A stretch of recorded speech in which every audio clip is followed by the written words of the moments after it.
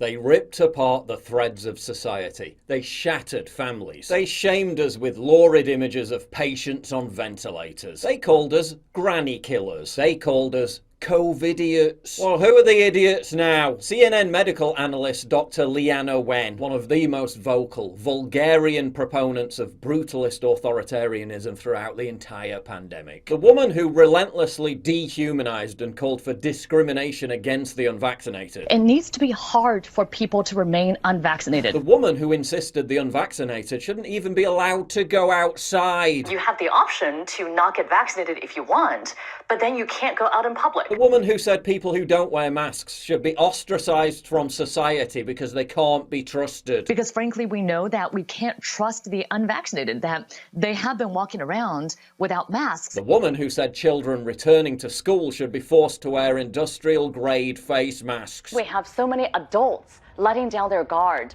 not wearing masks, not getting vaccinated. Type of mask also matters. Ideally, KN95 or N95 if the child is able to tolerate that. If not, at least a 3-ply surgical mask. Cloth masks are not enough. Well, she's suddenly changed her tune, hasn't she? But only after mask wearing seriously damaged the cognitive functioning of her own son. In an op-ed for the Washington Post, Wen acknowledges, quote, "Masking has harmed our son's language development." We have so many adults not wearing masks. She also admits that mask wearing has negatively affected his childhood, impairing his social interactions. Oh, if only someone had been desperately trying to point out for the lion's share of the past 2.5 years that this was all happening. Oh yeah, we did, time and time again. And we were called crackpots, swivel-eyed loons, science deniers, and every other slur under the sun. Studies showing masks were causing kids' IQs to drop as much as 22 points. Education experts warning forcing kids to wear masks was causing psychological trauma. Child speech therapists sounding the alarm and being ignored. Babies start learning how to speak by reading lips as young as 8 months.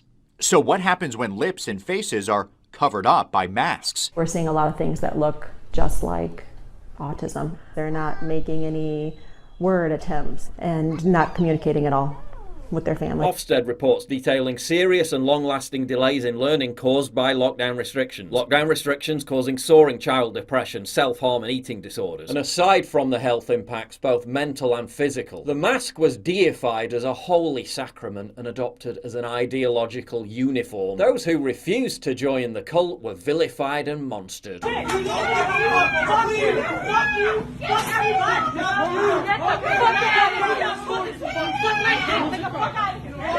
Now the media has the temerity to order people to be nice to mask wearers. Despite everything we know, this coming autumn and winter, many countries will try to reimpose mask mandates anyway. And I'm sure that those imposing the rules will continue to dutifully obey them. Thank you.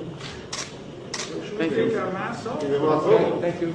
And the sheer nerve of Fauci as he scuttles away into retirement to claim that lockdowns caused minimal damage. Well, I don't think it's forever irreparably damaged anyone. A report by The Telegraph based on official figures from the Office for National Statistics says that the effects of lockdown are now killing more people than COVID-19. Cases of undetected cancers, cardiac problems and serious mental health conditions are surging, with excess deaths 14.4% higher than the 5-year average, roughly 1,000 a week in the UK. There are now 9 million people on the NHS waiting list, a backlog that is only growing. Duke, Harvard and Johns Hopkins experts say lockdown will cause 1 million excess deaths. Stanford University professor of medicine Jay Bhattacharya said that in years to come, lockdowns will be looked back on as the most catastrophically harmful policy in all of history. We told you that over and over again. And how were we treated? Publicly ridiculed, witch hunted, deplatformed, banned, censored. YouTube has now quietly amended its COVID misinformation policy. Now it's permitted to question whether vaccines prevent COVID-19 infections. Now it's permitted to question the effectiveness of social distancing. Now it's permitted to say masks don't work. But all the people who fell victim to those arbitrary rules in the first place, many of them esteemed doctors and scientists, they're not getting an apology and they're not getting their accounts back. Let's not forget the multitude of indignities that we were forced to endure. Police harassing people for sitting on park benches, haranguing people for sunbathing on the grass. Guys, you can't stay on the green. Can you all go home? Can you all go home, please? It's not a holiday. It's a lockdown, which means you don't just come in and sunbathe. Can you please just leave? Surveillance drones tracking down people for walking their dogs in open countryside. Families banned from attending the funerals of loved ones. Prevented from holding the hands of dying relatives. Children denied life-saving organ transplants because their parents were unjabbed. At one stage, they even considered abducting kids from their own parents and sending them to quarantine camps. And I said, Jeremy, the British public will not stand for mothers and fathers and families and children being removed from their family and their home and put in isolation. He says, who said they won't? The establishment endorsed demonisation of the unvaccinated, the repeated brutalisation of protesters who dared to assert that this was all wrong. Tell me the law that I have broken by being here today. Tell me what law I have broken. You cannot tell me any law that I've broken.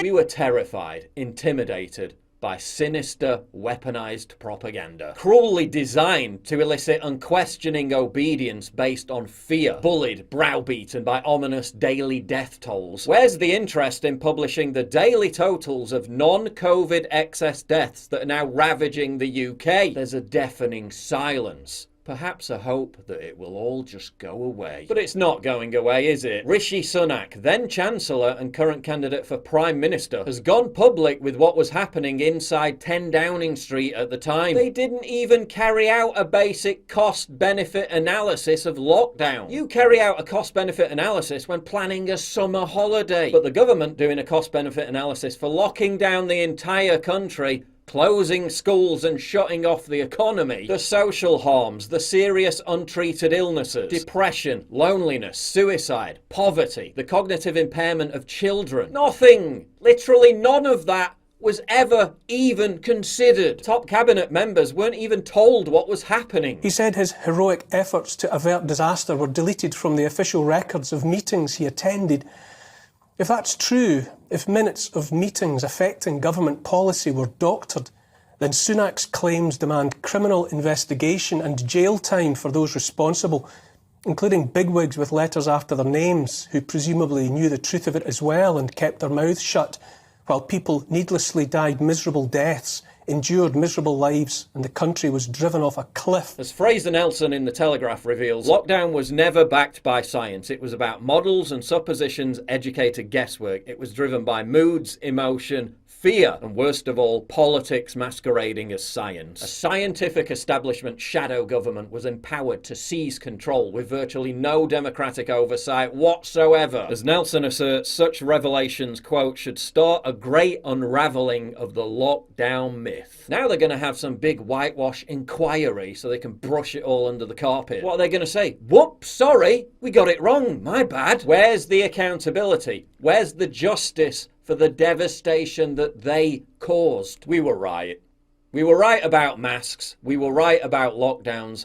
We were right about all of it. But it's not enough to just be right. The damage has been done. What on earth, if anything, is going to be done to fix it? To make sure this outrage never happens again?